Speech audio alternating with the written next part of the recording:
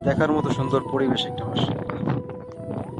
কি বলবো আপনার। আসসালামু আলাইকুম। বাইরের মুহূর্তগুলা আসলেই অন্যরকম মাশাআল্লাহ। দেখার মতো সুন্দর পরিবেশ একটা মাশাআল্লাহ। কি বলবো আপনারাই দেখেন এই যে আজকের অবস্থা মাশাআল্লাহ। আজকে অনেক দিন পরে বাইরে আসছি, অনেক দিন পরে, প্রায় 1 মাস পরে।